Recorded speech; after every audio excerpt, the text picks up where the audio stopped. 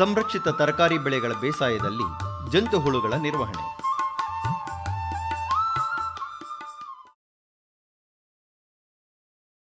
ಭಾರತದಾದ್ಯಂತ ಸಂರಕ್ಷಿತ ಬೇಸಾಯದಲ್ಲಿ ತರಕಾರಿಗಳ ಉತ್ಪಾದನೆ ಹೆಚ್ಚು ಮಹತ್ವ ಪಡೆದಿದೆ. ರೈತ ಸಮುದಾಯದಲ್ಲಿ ಹೆಚ್ಚು ಹೆಚ್ಚು ಭರವಸೆ ಮೂಡಿಸಿ ಪ್ರಾಮುಖ್ಯತೆಯನ್ನು ಹೊಂದುತ್ತಿರುವುದು ಒಂದು ಆಶಾದಾಯಕ ಬೆಳವಣಿಗೆ. ಇತ್ತೀಚೆಗಿನ ದಿನಗಳಲ್ಲಂತೂ ನಮ್ಮ ಕೇಂದ್ರ ಸರ್ಕಾರದ ವತಿಯಿಂದ ಸಂರಕ್ಷಿತ ವಿಧಾನಗಳಿಂದ ಹಲವು ತರಕಾರಿ ಬೆಳೆಗಳ ಬೇಸಾಯಕ್ಕೆ ವಿಶೇಷ ರೀತಿಯ ಪ್ರೋತ್ಸಾಹ ದೊರೆಯುತ್ತಿದೆ. ಇಷ್ಟೇ ಅಲ್ಲ, ಕೃಷಿ ಮಂತ್ರಾಲಯದ ಹಲವು ಕಾರ್ಯಕ್ರಮಗಳ ಅಡಿಯಲ್ಲಿ ಹೆಚ್ಚಿನ ಪ್ರದೇಶಗಳಲ್ಲಿ ನೆರಳು ಮನೆಗಳು ಅಥವಾ ಪಾಲಿ ಹೌಸ್ಗಳು ಪ್ರಾರಂಭವಾಗಿವೆ. ಇದರಲ್ಲಿ ಕೇರಳ, ಹಿಮಾಚಲ ಪ್ರದೇಶ, ಕರ್ನಾಟಕ, ಮಹಾರಾಷ್ಟ್ರ, ಗುಜರಾತ್, ಉತ್ತರಾಖಂಡ್, ಹರಿಯಾಣ, ತಮಿಳುನಾಡು ಹಾಗೂ ಆಂಧ್ರ ಪ್ರದೇಶಗಳ ರಾಜ್ಯಗಳಲ್ಲಿ ಹೆಚ್ಚಿನ ಸಂಖ್ಯೆಯಲ್ಲಿ ನೆರಳು ಮನೆಗಳನ್ನು ಕಾಣಬಹುದಾಗಿದೆ. ಈ ಸಂರಕ್ಷಿತ ಬೇಸಾಯದಲ್ಲಿ ಆರ್ಥಿಕ ಲಾಭದ ದೃಷ್ಟಿಯಿಂದ ಹೆಚ್ಚು ಉತ್ಪಾದನೆ ಹಾಗೂ ಉತ್ತಮ ಗುಣಮಟ್ಟದ ಉತ್ಪನ್ನವನ್ನು ಪ್ರಮುಖ ಬೆಳೆಗಳಲ್ಲಿ ಪಡೆಯಬಹುದೆಂದು ಸಾಬೀತಾಗಿದೆ. ಸಂರಕ್ಷಿತ ಬೇಸಾಯದ ಕ್ರಮಗಳಿಂದ ಕೆಲವು ಸಮಸ್ಯೆಯನ್ನು ಉಂಟುಮಾಡುವ ಜಂತುಗಳು ಹಾಗೂ ಸೂಕ್ಷ್ಮಾಣುಗಳಿಗೆ ಹೆಚ್ಚು ಅವಕಾಶವನ್ನು ಈ ನೆರಳು ಮನೆಗಳ ವಾತಾವರಣದಲ್ಲಿ ತಲೆದೋರುತ್ತವೆ. ಅದರಲ್ಲೂ ಹೆಚ್ಚು ಸಂಖ್ಯೆಯಲ್ಲಿ ಮಣ್ಣಿನಿಂದ ವೃದ್ಧಿಗೊಳ್ಳುವಂತಹ ಸೂಕ್ಷ್ಮಾಣುಗಳು ಹಾಗೂ ಪರಾವಲಂಬಿ ಜಂತುಹುಳು ಅಥವಾ ನೆಮೆಟೋಡ್ಗಳ ಬೆಳವಣಿಗೆಗೆ ಮೂಲ ಬೆಳೆಗಳು ಕಾರಣವಾಗಿವೆ. ಕೃಷಿಯಲ್ಲಿ ಮಿತಿಮೀರಿ ಬಳಸಿದ ರಾಸಾಯನಿಕಗಳಿಂದ ಬೆಳೆಯ ಪರಿಸರದಲ್ಲಿ ಹಲವಾರು ಉಪಯುಕ್ತ ಜೀವಾಣುಗಳ ನಾಶವಾಗಿ ಸ್ವಾಭಾವಿಕ ನಿಯಂತ್ರಣದ ಶಕ್ತಿ ಮಣ್ಣುಗಳಲ್ಲಿ ಕುಂದಿರುವುದು ಭಾರತದ ಮಣ್ಣುಗಳಲ್ಲಿ ಹೆಚ್ಚಾಗಿ ಕಂಡುಬರುತ್ತಿದೆ. ಈ ಗಂಭೀರ ಪರಿಣಾಮದಿಂದಾಗಿ ಹಲವು ಬೆಳೆಗಳಲ್ಲಿ ಬೇರುಗಂಟು ಜಂತುಹುಳು ಸಮಸ್ಯೆಗಳ ಜೊತೆಗೆ ಇವುಗಳು ಉಂಟು ಮಾಡುವಂತಹ ಹಲವಾರು ಕ್ಲಿಷ್ಟ ಶಿಲೀಂಧ್ರ ಮತ್ತು ಬ್ಯಾಕ್ಟೀರಿಯಾ ಸಂಬಂಧಿ ರೋಗಗಳು ಹೆಚ್ಚು ಹೆಚ್ಚಾಗಿ ತಲೆದೋರುತ್ತಿವೆ. ಈ ಜಂತುಹುಳುಗಳು ಉಂಟು ಮಾಡುತ್ತಿರುವ ಸಮಸ್ಯೆಗಳ ಬಗ್ಗೆ ಹಲವಾರು ವರದಿಗಳನ್ನು ನಾವು ಕಾಣಬಹುದಾಗಿದೆ. ಅದರಲ್ಲೂ ನಮ್ಮ ಭಾರತದಲ್ಲಿ ಈ ಸಮಸ್ಯೆಗಳೇ ಹೆಚ್ಚಾಗಿವೆ. ಬೇರುಗಂಟು ಜಂತುಹುಳುಗಳ ಸಮಸ್ಯೆ ಸಂರಕ್ಷಿತ ಬೇಸಾಯದ ತರಕಾರಿ ಬೆಳೆಗಳಲ್ಲಿ ಕಂಡುಬರುವ ಪ್ರಮುಖ ಪೀಡೆಗಳಲ್ಲಿ ಅತಿ ಮುಖ್ಯವಾಗಿದೆ. ಇದರಿಂದಾಗಿ ಹಲವಾರು ಬೆಳೆಗಳ ಇಳುವರಿಯಲ್ಲಿ ಉತ್ಪಾದನೆಯಲ್ಲಿ 25% ಕುಂಠಿತವಾಗುತ್ತಿದೆ. ನೆರಳು ಮನೆಗಳ ವಾತಾವರಣದಲ್ಲಿ ನೆಮೆಟೋಡ್ಗಳ ವೃದ್ಧಿ ಬಹು ವೇಗವಾಗಿ ನಡೆದು ಕೇವಲ 18 to 24 ತಿಂಗಳುಗಳಲ್ಲಿ ಇಡೀ ನೆರಳು ಮನೆಗಳನ್ನೇ ಹಾಳು ಮಾಡುತ್ತವೆ. ನಮ್ಮ ದೇಶದಾದ್ಯಂತ ನೆರಳು ಮನೆಗಳಲ್ಲಿ ಬೆಳೆಯುತ್ತಿರುವಂತಹ ದೊಣ್ಣೆ ಮೆಣಸಿನಕಾಯಿ, ಟೊಮೆಟೊ, ಬೆಂಡೆ, ಗರ್ಕಿನ್, ಬೂದುಗುಂಬಳ ಮುಂತಾದ ಹಲವಾರು ತರಕಾರಿ ಬೆಳೆಗಳಲ್ಲಿ ಜಂತುಹುಳುಗಳ ಬಾಧೆ ಮುಂದುವರೆದಿದೆ. ಈ ಬೆಳೆಗಳನ್ನು ಬೆಳೆಯುವಂತಹ ಎಲ್ಲ ರಾಜ್ಯಗಳಲ್ಲಿ ಬೇರುಗಂಟು ಜಂತುಹುಳು ಮತ್ತು ರೀನಿಫಾರ್ಮ್ ಜಾತಿಯ ಜಂತುಹುಳುಗಳು ಗಂಭೀರ ಪರಿಣಾಮವನ್ನು ಉಂಟು ಮಾಡುತ್ತಿವೆ. ಸಂರಕ್ಷಿತ ಬೇಸಾಯದಲ್ಲಿನ ಜಂತುಹುಳುಗಳ ಸಮಸ್ಯೆಯಿಂದಾಗಿ ಹಲವು ಸಂಯೋಜಿತ ತೊಂದರೆಗಳಾದಂತಹ ಶಿಲೀಂಧ್ರ, ಬ್ಯಾಕ್ಟೀರಿಯಾಗಳೊಂದಿಗೆ ಇಡೀ ನೆರಳು ಮನೆಗಳು 80%ಕ್ಕೂ ಹೆಚ್ಚು ನಷ್ಟ ಹೊಂದಿರುವುದು ಕಂಡುಬರುತ್ತಿದೆ. ಇದನ್ನು ನೆಮೆಟೋಡ್ ಆಧಾರಿತ ರೋಗಗಳ ಸಂಕೀರ್ಣತೆ ಎಂದು ಕಂಡುಹಿಡಿಯಲಾಗಿದೆ. ಪ್ರಸ್ತುತ ಭಾರತದಾದ್ಯಂತ ಜಂತುಹುಳುಗಳ ಸಮಸ್ಯೆ ಕುರಿತಾದ ಸಂಶೋಧನೆಗಳ ವರದಿಯನ್ನು ದಾಖಲಿಸುವುದರ ಜೊತೆಗೆ ನಿರ್ವಹಣಾ ವಿಧಾನಗಳ ಬಗ್ಗೆ ಅರಿವು ಮೂಡಿಸಬೇಕಾಗಿರುವುದು ಅನಿವಾರ್ಯವಾಗಿದೆ. ಇದು ತ್ವರಿತಗತಿಯಲ್ಲಿ ಆಗಲೇಬೇಕಾಗಿದೆ. ಆದ್ದರಿಂದ ಈ ಕಾರ್ಯಕ್ರಮದ ಮೂಲಕ ಜಂತುಹುಳುಗಳ ಬಾಧೆಯ ಸಮಗ್ರ ನಿರ್ವಹಣಾ ವಿಧಾನಗಳನ್ನು ನಿಮಗೆ ಪರಿಚಯಿಸುವುದು ಮೂಲ ಉದ್ದೇಶವಾಗಿದೆ. ಇದರಿಂದಾಗಿ ಮುಂದೆ ಸಂರಕ್ಷಿತ ತರಕಾರಿ ಬೇಸಾಯವನ್ನೇ ನಾವು ಉಳಿಸಿಕೊಳ್ಳಲು ಸಾಧ್ಯವಾಗುತ್ತದೆ. ಜಂತುಹುಳು ನಿರ್ವಹಣಾ ವಿಧಾನದಲ್ಲಿ ಮೊದಲ ಹಂತವೇ ಏರುಮಡಿಗಳ ತಯಾರಿಕೆ. ಪ್ರಾರಂಭದಲ್ಲಿ ರೈತರು ಈ ಏರುಮಡಿಗಳ ಮಣ್ಣುಗಳಿಂದ ವೃದ್ಧಿಗೊಳ್ಳುವಂತಹ ಜಂತುಹುಳುಗಳ ಬಗ್ಗೆ ಯೋಚಿಸುವುದೇ ಇಲ್ಲ. ಈ ಹಂತದಲ್ಲೇ ನೆರಳು ಮನೆಗಳ ಮಣ್ಣುಗಳು ಲಕ್ಷಾಂತರ ಸಂಖ್ಯೆಯ ಜಂತುಹುಳುಗಳಿಗೆ ಮೂಲ ಸ್ಥಾನವಾಗಿ ಪರಿಣಮಿಸುತ್ತವೆ. ಇಲ್ಲಿ ಅನುಸರಿಸಬೇಕಾದ ಮುಂದಿನ ಕ್ರಮದಲ್ಲಿ ಅನಿವಾರ್ಯವಾಗಿ ಬಳಸಲೇಬೇಕಾದ ಕೆಲವು ರಾಸಾಯನಿಕಗಳಾದ ಕಾರ್ಬೋಫಿರಾನ್ ಅಥವಾ ಡ್ಯಾಜೋಮೆಟ್ ಇವನ್ನು ಏರುಮಡಿಗಳಲ್ಲಿ ಹಾಕಲೇಬೇಕು. ಇದರಿಂದಾಗಿ ಅಪಾರ ಪ್ರಮಾಣದ ಜಂತುಹುಳುಗಳ ಸಂಖ್ಯೆಯನ್ನು ಕಡಿತಗೊಳಿಸಿದಂತಾಗುತ್ತದೆ. ಮುಂದಿನ ಹಂತದಲ್ಲಿ ಬಳಸಬಹುದಾದಂತಹ ರಾಸಾಯನಿಕಗಳು ನೆಮೆಟೋಡ್ಗಳ ಹತೋಟಿಯನ್ನು ಅಷ್ಟು ಸುಲಭವಾಗಿ ಮಾಡುವುದಿಲ್ಲ. ಆದ್ದರಿಂದ ನಾವು ಸುಸ್ಥಿರ ವಿಧಾನಗಳನ್ನು ಅನುಸರಿಸಬೇಕಾಗುತ್ತದೆ. ಪ್ರಮುಖವಾಗಿ ಇಲ್ಲಿ ಸಾವಯವ ಗೊಬ್ಬರಗಳಾದ ಬೇವು ಹಾಗೂ ಹೊಂಗೆ ಹಿಂಡಿ, ಕೊಟ್ಟಿಗೆ ಗೊಬ್ಬರ, ಮತ್ತು ಎರೆಹುಳು ಗೊಬ್ಬರಗಳ ಬಳಕೆ ಬಹಳ ಮುಖ್ಯ. ಕೊಟ್ಟಿಗೆ ಗೊಬ್ಬರ, ಬೇವಿನ ಹಿಂಡಿ ಮತ್ತು ಎರೆ ಗೊಬ್ಬರ. ಪ್ರತಿ 1 ಟನ್ ಈ ಗೊಬ್ಬರಕ್ಕೆ 2 ಕೆಜಿ ಟ್ರೈಕೋಡರ್ಮಾ ವಿರಿಡೆ ಅಥವಾ ಟ್ರೈಕೋಡರ್ಮಾ ಹಾರ್ಜಿಯಾನಮ್ ಮತ್ತು 2 ಕೆಜಿ ಪ್ಯಾಸಿಲೋಮೈಸಿಸ್ ಲಿಲೇಸಿನಸ್, ಇವು ಜೈವಿಕ ಜಂತುನಾಶಕಗಳು. ಇವುಗಳ ಜೊತೆಗೆ 2 ಕೆಜಿ ಪ್ಯಾಸಿಲೋಮೈಸಿಸ್ ಫ್ಲೋರೆಸೆನ್ಸ್, ಇದು ಜೈವಿಕ ಬ್ಯಾಕ್ಟೀರಿಯಾ ನಾಶಕ. ಇದರಲ್ಲಿ ಟ್ರೈಕೋಡರ್ಮಾ ಹಾರ್ಜಿಯಾನಮ್ ಹಾಗೂ ಟ್ರೈಕೋಡರ್ಮಾ ವಿರಿಡೆ ಜೈವಿಕ ಶಿಲೀಂಧ್ರನಾಶಕಗಳಾಗಿ ಕೆಲಸ ಮಾಡುತ್ತವೆ. ಈ ಎಲ್ಲ ಜೈವಿಕ ವಸ್ತುಗಳನ್ನು ಸಾವಯವ ಗೊಬ್ಬರಗಳೊಂದಿಗೆ ಮಿಶ್ರ ಮಾಡಿ ಕ್ರಮಬದ್ಧವಾಗಿ ನಾವು ಬಳಸಬೇಕಾಗುತ್ತದೆ. ಈ ಸಾವಯವ ಗೊಬ್ಬರಗಳಲ್ಲಿ ಸರಿಯಾದ ಪ್ರಮಾಣದಲ್ಲಿ ತೇವಾಂಶವಿರುವಂತೆ ನೋಡಿಕೊಳ್ಳಬೇಕು. ಆದ್ದರಿಂದ ಇದನ್ನು ನೆರಳಿನಲ್ಲಿಯೇ ಮಾಡಿದರೆ ಬಹಳ ಒಳ್ಳೆಯದು. ಇದನ್ನು ಪಾಲಿಥೀನ್ ಹಾಳೆ ಅಥವಾ ಮಣ್ಣಿನ ಪದರದಿಂದ ಮುಚ್ಚಬೇಕು. ಈ ಸಂವರ್ಧನಾ ಕ್ರಮ ಇಲ್ಲಿ ಬಹಳ ಮುಖ್ಯ. ಕಾರಣವಿಷ್ಟೇ, ಈ ವಿಧಾನದಲ್ಲಿ ಎಲ್ಲ ಜೈವಿಕ ಪೀಡೆನಾಶಕಗಳ ವೃದ್ಧಿ ತ್ವರಿತಗತಿಯಲ್ಲಿ ಅಗಾಧ ಸಂಖ್ಯೆಯಲ್ಲಿ ನಡೆಯುತ್ತದೆ.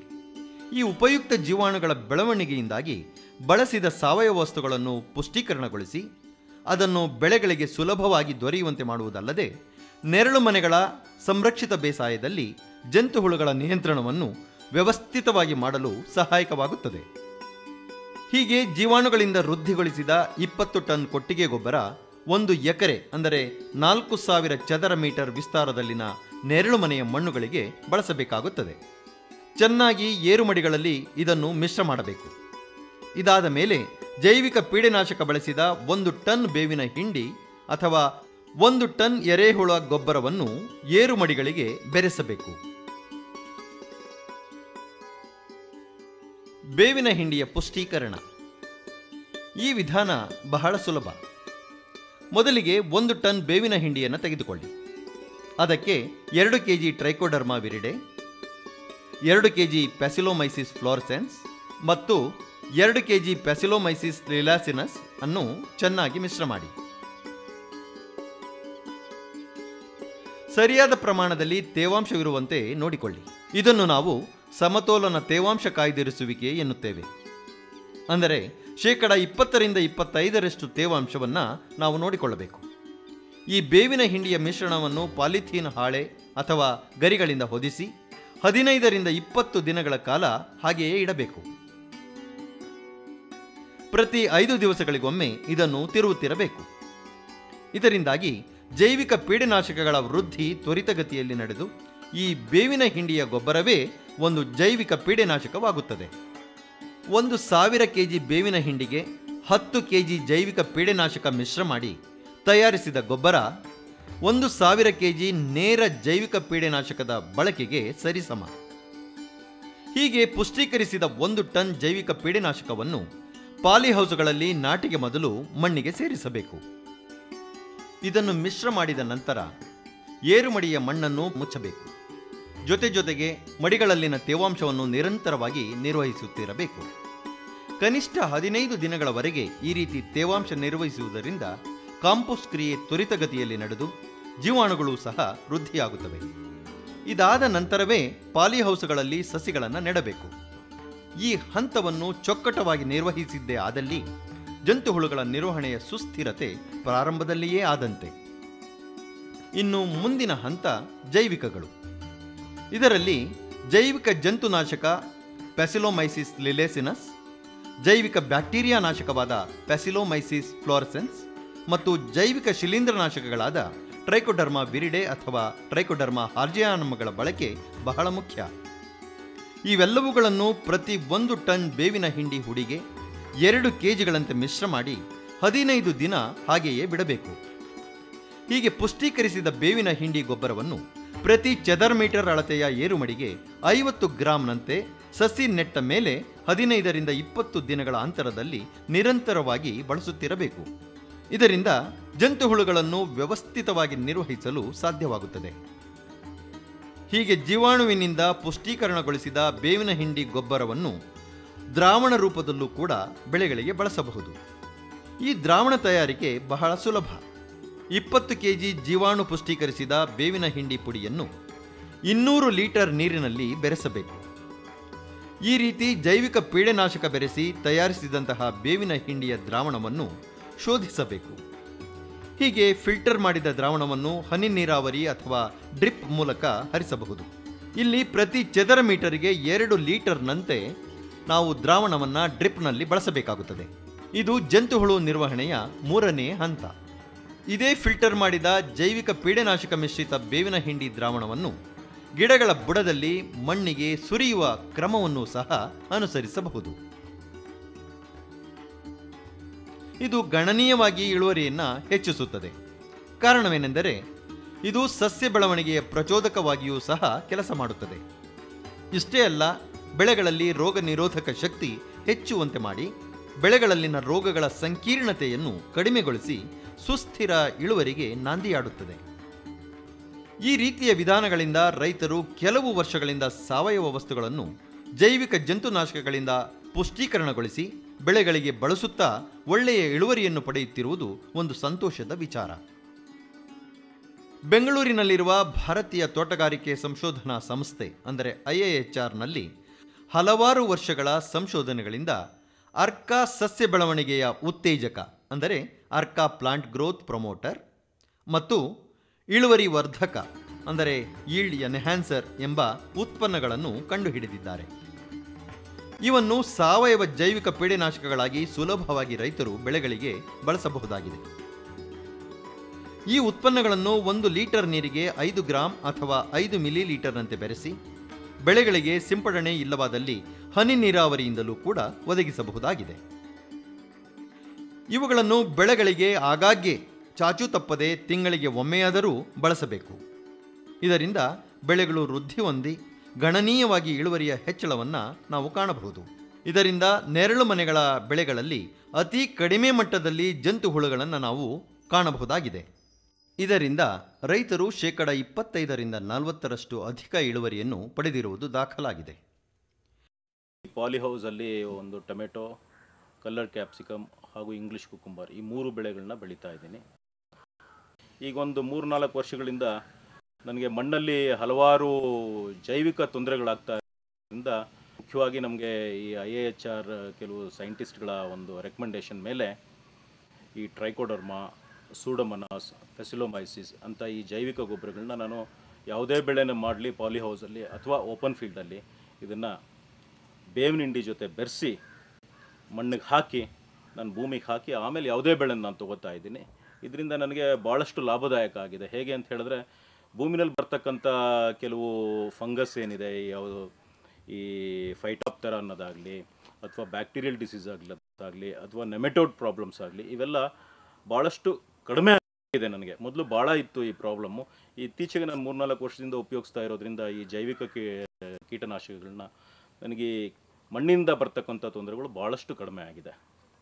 ಜಂತುಹುಳ ಒಂದೊಂದು ಗಿಡ ಹೋಗ್ತಾ 2 ತಿಂಗಳು 4 ತಿಂಗಳು ವರ್ಷ ತೋಟನೇ ಒಂದು ಗಿಡ ಇರೋದಿಲ್ಲ, ಒಂದೊಂದು ಸತ್ತು ಎಲ್ಲ ಹೋಗ್ಬಿಡುತ್ತೆ. ಟ್ರೈಕೋಡರ್ಮಾ, ಸೋಡಾಮನಾಸು, ಪ್ಯಾಸ್ಪರಾಸ್ ಅದು 3 ಈ ಥರ ಹಿಂಗೆ ಗೊಬ್ಬರದಲ್ಲಿ ಮಿಕ್ಸ್ ಮಾಡ್ಕೊಂಡು ಹಾಕಿ ನಿಮಗೆ ಆ ಥರ ಸಾಯೋದಿಲ್ಲ ಅಂತ ಹೇಳಿದ್ರು. ಆಯ್ತು ಅಂತೇಳಿ ಮೊನ್ನೆ ವರ್ಷ 4 ಎಕರೆಗೂ ಗೊಬ್ಬರದಲ್ಲಿ ಮಿಕ್ಸ್ ಮಾಡಿ ಹಾಕಿದ್ವಿ. ಮತ್ತು ನೋಡಿದ್ವಿ 2 ತಿಂಗಳಾಯ್ತು 3 ತಿಂಗಳಾಯ್ತು ಒಂದು ಗಿಡನೂ ಸಾಯಲಿಲ್ಲ. ತುಂಬ ಚೆನ್ನಾಗಿ ಫಸಲು ಬಂದಿದೆ. ಒಂದು ಗಿಡ 4 ಎಕರೆಯಲ್ಲಿ ಇಲ್ಲಿ ಒಂದು ಗಿಡನೂ ಸತ್ತಿಲ್ಲ. ಗಿಡ ತುಂಬ ಹೆಲ್ತಿಯಾಗಿದೆ. ಈಗ ಎಲ್ಲರಿಗೂ ಹೇಳಿದ್ವಿ, ನಮ್ಮ ಸ್ನೇಹಿತರಿಗೆ ಹೇಳಿದ್ವಿ, ರೈತರಿಗೆ ಹೇಳ್ತಾ ಇದೀವಿ, ಸೋಡಾಮನಾಸು, ಟ್ರೈಕೋಡರ್ಮಾ ಇದನ್ನೆಲ್ಲ ಮಿಕ್ಸ್ ಮಾಡಿ ದಯವಿಟ್ಟು ಹಾಕ್ರಿ ಅಂತ ಹೇಳ್ತಾ ಇದೀವಿ.